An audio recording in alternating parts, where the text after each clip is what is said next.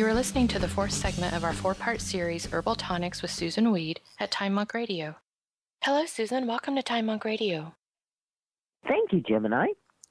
And this week we're going to be covering food tonics as the last part of our tonic series. My goodness, it's hard to believe that a whole month has passed here that we have been looking at tonics, but they are such important herbs that it has certainly been worth it.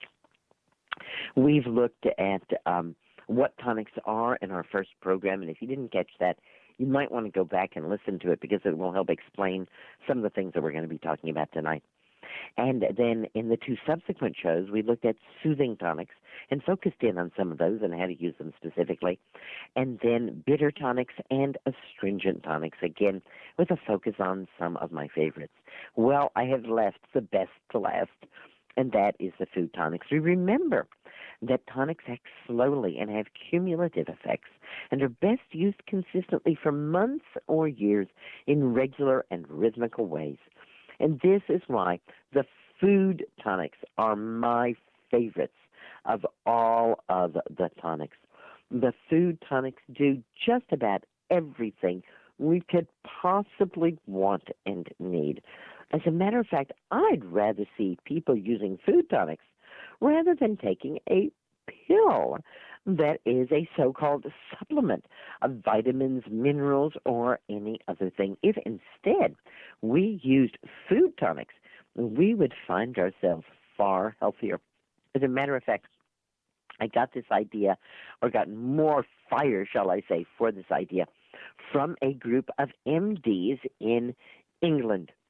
And they were reacting to something that had been put out in a medical journal called the Poly Pill. And they were really upset about this Poly Pill. It had been suggested that there was a pill, and it could be, related to different decades of your life. And then you could just give everybody the same pill. So when you got to be over 60, you got the blood pressure medication, you got the cholesterol-lowering medication, you got the blood-thinning medication, right, da-da-da-da-da. And they would just give this to everybody. And these MDs say, oh, no. This is crazy. You could just do it by eating these foods. And in fact, they found that these 6 foods, there's only 6 foods here, there's not a big, huge list, that men and women who ate these 6 key foods daily cut their risk of heart disease by 76%. The men who ate these 6 foods on a daily basis increased their life expectancy by 6.5 years, and the women by over 5 years. Are you ready? Okay. A half teaspoon of fresh garlic. That's not very much. You say, fresh garlic, can't it be cooked? Well, what can I tell you? The studies basically do show that when we're working with garlic, which is the queen of cancer preventative and cancer inhibiting foods, it is definitely better to use it raw. It's far more effective than cooked garlic or encapsulated garlic, but you could chop it up and let it oxidize a little bit because that actually even makes it better. And I'll tell you, one of my favorite ways to get raw garlic down, and there aren't a lot, is to simply toast a piece of bread, put butter on it, and then spread the raw garlic on that and eat it kind of like a raw garlic, folded over sandwich.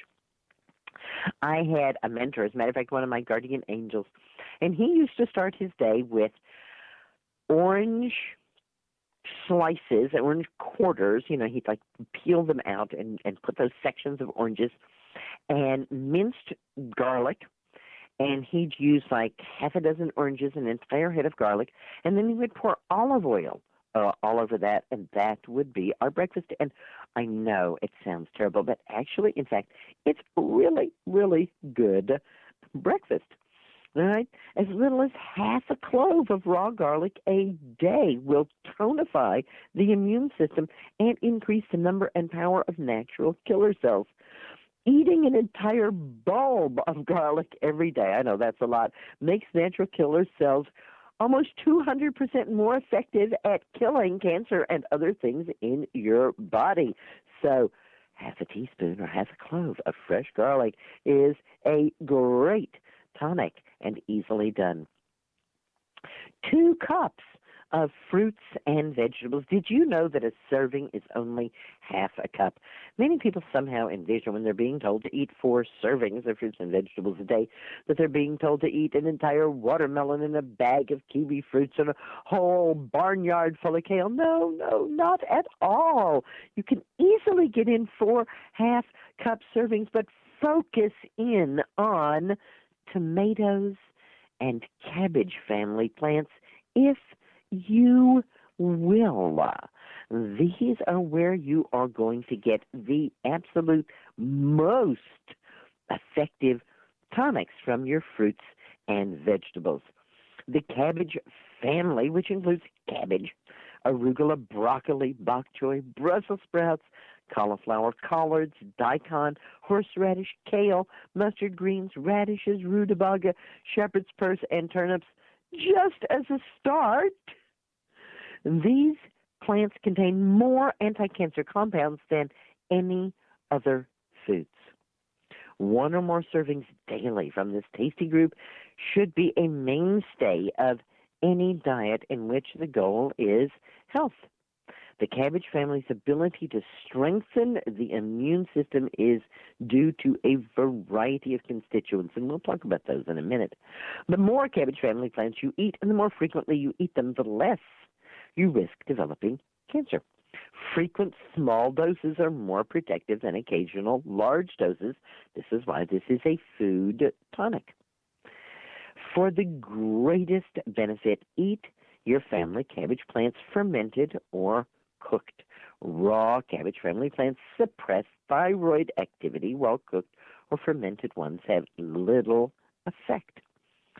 Cabbage contains chlorophyll, dithiolithinones, flavonoids, indoles, isothiocyanates, polyphenols, caffeic acid, ferulic acid, folic acid, antioxidants, carotenes, and lutein. And these are some of the reasons why it is such a healthy food. So if we're going to have 2 cups of fruits and vegetables on a daily basis, and half a cup is something from the cabbage family, then we want another half cup to be tomato, and that can be any form of tomato, but best if it is cooked. Raw tomato here just doesn't count. Too bad. It is, of course, the carotenes and carotenoids in the tomato, and those are freed up by the cooking process. And so you got 1 of the cabbage family and 1 a tomato, and then after that, you can have your choice of any number of delicious foods. Let's go over the primary food tonics. They include turmeric, garlic, ginger, all kinds of mushrooms, pomegranate, seaweed, schisandra berries, as well as all of the foods in the cabbage family and all of the foods in the onion family.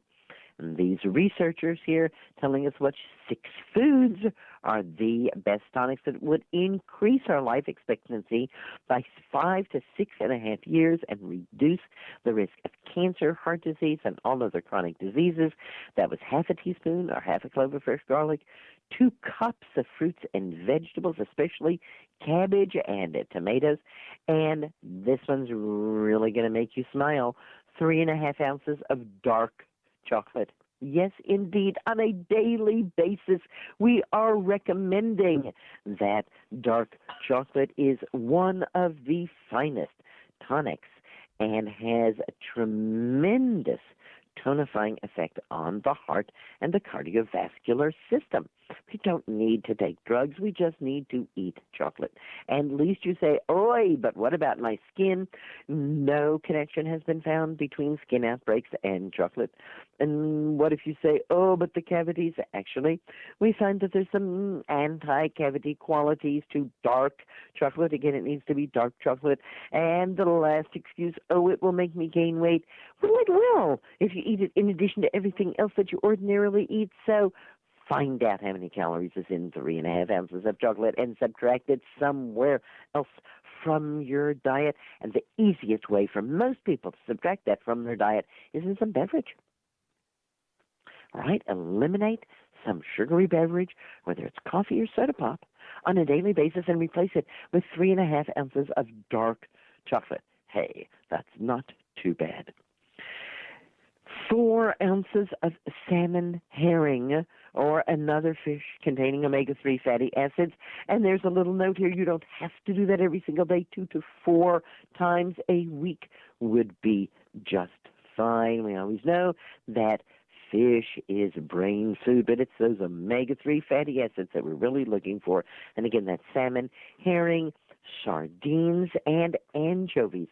As a matter of fact, I often tease men that if they get a pizza with anchovies on it, they're well on their way to a good diet. And yes, it counts cold the next morning too, and they love me for it.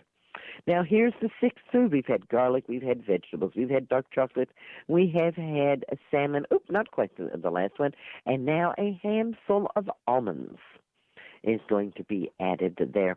And we're talking about 2.5 ounces of almonds. Again, people say, oh, I can't eat those nuts, they'll make me fat. They will if you just eat another 2.5 ounces of nuts in addition to all the other things that you're eating. No, you really do have to compensate. You really have to say, hey, which would be better for me? This big gooey dessert or a handful of almonds? And you need to be able, at least most of the time, to have it come out the almonds. You don't always have to refuse the gooey dessert, but most of the time it should be, I'm going to use those calories on the almonds. All right, now we finally do get to the last one. And I saved this one for last because this is the place where I totally fall down. Who knows? Maybe I'll only live another 3 extra years instead of the 5 extra years because I am not drinking a 5-ounce glass of red wine every single day. Let's hope that my drinking nourishing herbal infusions will make up for it. I actually think that they will more than make up for it. So food tonics definitely include the qualities of our nourishing herbal infusions. And if you, like I, don't want to have that 5-ounce glass of red wine, then drinking nourishing herbal infusions, let us hope, will be the very thing that will help us go on for many years in good health and great mood. Turmeric is that yellow-colored root that makes curry yellow. People think about curry, and they often, not knowing it, think about the taste of turmeric. Turmeric is one of the most beloved of the tonics in India, and it is used there in a huge variety of food ways. American herbalism and worldwide herbalism is really starting to get turned on to turmeric. We're starting to see the tremendous tonic effects that turmeric has throughout the entire body. And then again, rather than stimulating or sedating the various systems of the body, turmeric simply tonifies them so that they function better and they function more rhythmically. I have had a bit of a problem working turmeric into my diet. I do make a few dishes that are kind of based on foods from India, and I can get turmeric in there. But other than that, turmeric doesn't work in many of the recipes that I make, like braised cabbage with apples and cranberries. Not with turmeric. I just don't think that's the right spice to go in there. But if you are interested in turmeric, and there's a lot to be interested in, perhaps you can figure out some more ways to get it into your diet. It goes very well with the eggs. We've made, we don't call them deviled eggs, we call them angel eggs with turmeric, and that works very nicely indeed. I wanted to say just a few more things about garlic and onions before we entirely leave that aside, because these are such powerful tonic plants, and they are so rarely thought of in that way. An Italian meta-study, which is the study of other studies, found that those who ate the most onions and garlic were the least likely to have all kinds of cancer, including ovarian cancer. 7 servings of onions a week can cut ovarian cancer risk by 50%. 7 servings of garlic a week reduce ovarian cancer risk by 25%. Those are some pretty big figures there. What's going on? Well, it's the high concentrations of sulfur compounds, the flavanols, and the phytosterols that are found in garlic and onions. And they found that even 2 servings a week, whether cooked or raw, will reduce overall risk of cancer. Hey, half clove a day, you get a definite reduction, but if you eat any at all, you still get a reduction. 3 cloves of garlic a day or at least 2 onions a day will cut your overall risk of prostate cancer by 50% and your overall risk of all cancers by about 40%. I hope you're starting to think of lots of ways to get more onions, more leeks, and more garlic into your diet.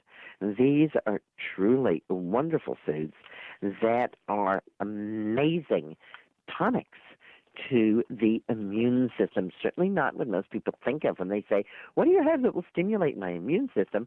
And I look at them and say, garlic. And they look at me like, do you not hear what I was asking about? They want something exotic.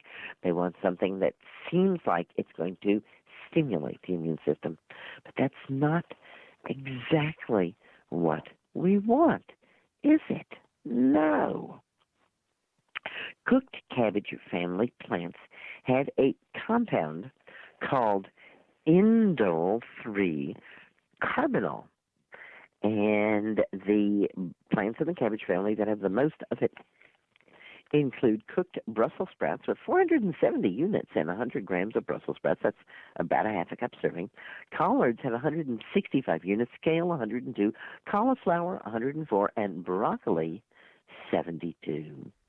And they took this compound, indole-3-carbinol, and they put it into pills and gave it to women who had severe cervical dysplasia, lesions bordering on cancer.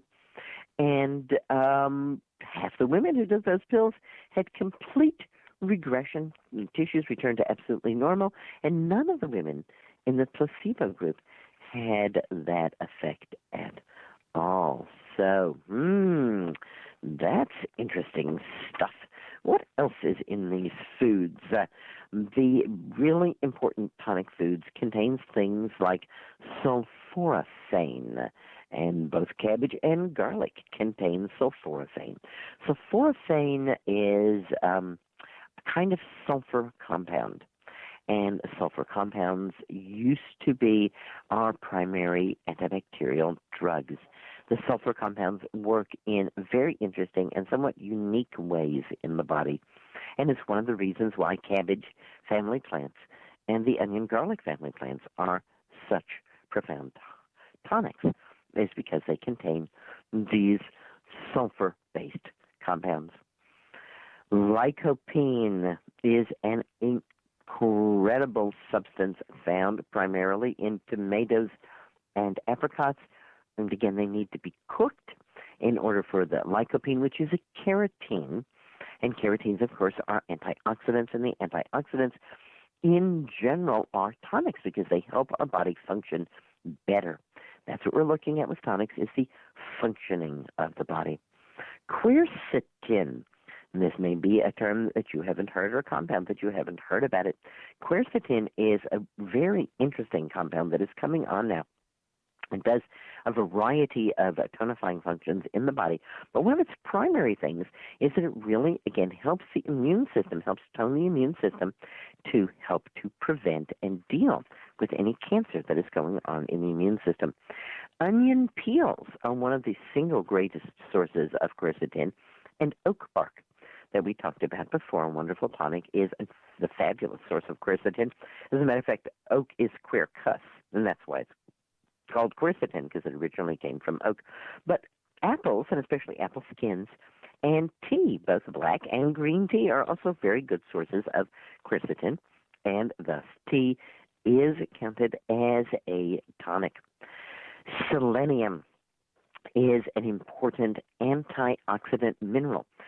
Sometimes we think about the antioxidants as being vitamins, but in fact there are quite a few minerals that are antioxidants as well. Selenium being one of the most important of them, and probably well known to you as an anti-cancer, antioxidant, anti-cancer mineral. One of the great difficulties is in taking selenium in pills, because there's a variety of forms found in pills. When I worked in health food stores, I don't think a year period went by without somebody winding up in the hospital because of taking selenium supplements. So instead, eat those almonds. Almonds are a good source of selenium. As a matter of fact, all nuts and seeds are pretty good sources of selenium. And garlic is also generally a very good source of selenium, especially if it's been grown on selenium-rich soils. Phytoestrogens, or phytosterols, are also tonifying factors found in foods, and they act in a really interesting way. They are sometimes called phytoestrogens as though they were estrogens found in plants. That's not quite the truth. They're actually precursors to hormones, or protohormones, and our body has to actually convert those into bioactive hormones. So it's not like taking a hormone when we eat plants that are rich in phytoestrogens. And those would include things like lentils, astragalus, and red clover, flax seeds, and a variety of other roots and seeds that are rich in these phytosterols. And we could go back to our list and look at how heavily laden our list of tonics is with roots and seeds. And this is primarily because of the fact that these hormonal precursors, as our bodies turn them into biologically active substances, cause tonification to happen. It's kind of like my saying that I walk. I certainly enjoy getting places by walking, but the real thing is that it is moving, and it is that movement that is tonifying, and that gives me all of those tremendous benefits. Let me talk just a little bit about seaweed, because seaweed itself has some very interesting tonifying effects. And seaweed is another one of the plants that's featured in my big green book, Healing Wise. And seaweed has a substance called algin, and this has to be kelp seaweed in order to have algin. And generally there has to be kelp seaweed that has not been ground, because frequently ground seaweed has been dealginated, algin being an important commercial substance. But the algin in seaweed is able to bind to a variety of things that we don't want in our bodies, like heavy metals, lead, cadmium, and mercury, and like radioactivity. So using seaweed as a tonic, and it doesn't have to be on a daily basis. Again, remember that tonics are rhythmical. So say we eat seaweed once a week, and we keep eating seaweed once a week. It's the rhythm that counts, not how fast the rhythm is, but that there is a continuous rhythm to it. So setting up a rhythm that you can maintain is one of the real keys to getting the best possible effect from our tonifying exercise and from our tonic herbs. How can we eat seaweed? Well, get some seaweed, get some seaweed cookbook. Don't rely just on dusting your food with seaweed. We want to really get some seaweed into our food. One of the easiest ways to get seaweed into our diet on a regular basis is to cook up a big pot of beans, soak those beans beforehand, and throw a couple of pieces of wakame or kombu, both kelp seaweeds, in with your beans when you're soaking them. Drain the water from the beans after they've soaked for 6 to 8 hours, but retain the seaweed. I usually wash my beans in quite a bit of cold running water because I have the water and I can do it. And I keep the seaweed, and then I put the beans and the seaweed in a pot with cold water to cover and bring it up to a boil and cook it. By the time the beans are cooked, the seaweed has cooked into the beans and you can't even see it. Homemade beans have far more B vitamins and far more ability to keep us healthy than canned beans. Of course, people like canned beans, but because they're convenient. And that's why I said cook a big pot of beans. Cook a big pot of beans, eat what you want while it's hot, and then when it's cooled down, pack it up into containers the size for you or your family. And then the next time you want beans, you don't have to get beans out of a can. You have them right there in your freezer with a lot of seaweed right there too. Hooray for the fabulous tonifying effects of seaweed. Wild mushrooms are one of my favorite tonics. I remember back when I was just first starting herbal medicine, and studies were coming out from Duke University, and they were looking at cell lines and plants, and they were basically doing a very broad-scale sweep to try to see what plants, including food plants, had effectiveness against cell lines of cancers.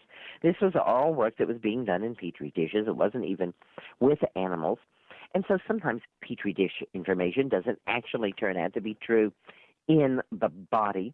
But what we found in this Petri dish situation was that every single mushroom that was tried against strains of cancer was able to completely eliminate that cancer. And this even included, yes, those white button mushrooms that are the main mushrooms sold at stores. More and more we are able to get other mushrooms at stores. Hooray, hurrah. But all mushrooms appear to have a tremendous anti-cancer ability. Now, of course, since then, a great deal of work has been done on this, and we still do find that eating mushrooms as a tonifying effect on our ability to stave off the beginning stages of cancer, but that there are specific mushrooms that can be used even in the treatment of cancer, even if that cancer is quite advanced. We don't need to be thinking about that. Just, hey, how do I get more mushrooms in my life? Last weekend, when I was teaching, we got to talking about mushrooms, and many people in the discussion said, I don't like mushrooms. And I looked at them and I said, now, how could you possibly say you don't like mushrooms? That's kind of like saying I don't like vegetables.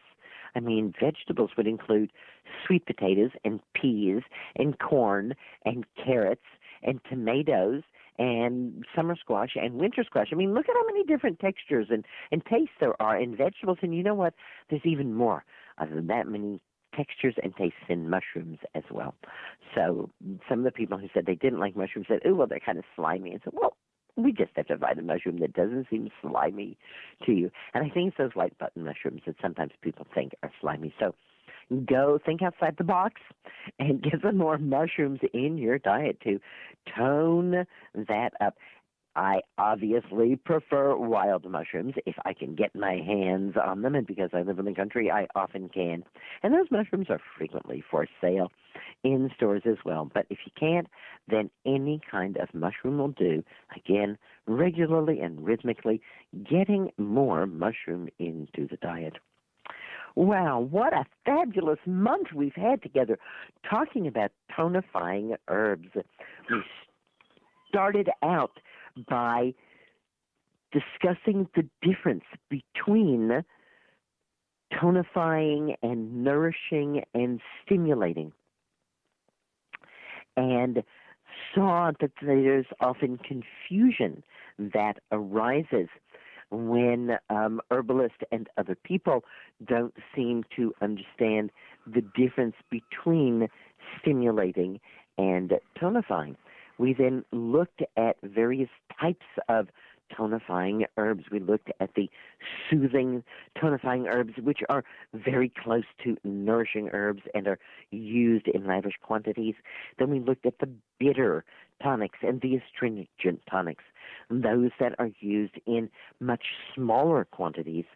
And we've ended by looking at the food tonics. Some of my favorite tonics are the food tonics like garlic and ginger and mushrooms and chocolate and seaweeds and schisandra. And I read to you this wonderful list from these MDs who say that these 6 tonics, garlic, fruit and vegetables, dark chocolate, red wine, almonds, and salmon, will increase your life expectancy by 5 to 6 years. Wow. Want to learn more of this exciting to you? Come and visit me at www.susanweed.com. Join my mentorship group or just enjoy the website. And you want to see more of what I have to offer, come and visit at wisewomanbookshop.com. You'll find all 5 of my books there, the one about down there, the one about breast, the one about menopause, the one about childbearing, and that big green one for everybody, Healing Wise. There's also correspondence courses, online courses, workshops, apprenticeships. You want to learn about herbal medicine? We are set up to help you learn about herbal medicine. Listeners, thank you so much for being here with me, Susun Weed, here at Time Monk Radio, as we reweave the healing cloak of the ancients and reestablish herbal medicine as people's medicine. Gemini and everybody at Time Monk Radio, thank you so much for providing the space and the forum for all of this wonderful information to find its way into the world. Thank you, Susan. We've really enjoyed these last 4 weeks discussing the herbal tonics, and I'll look forward to our next chat about various herbs. Green blessings, everyone. Thank you. This completes the 4th segment of our 4-part series, Herbal Tonics with Susun Weed at Time Monk Radio. Join us next time for our new series, Don't Pull That Weed with Susun Weed at Time Monk Radio.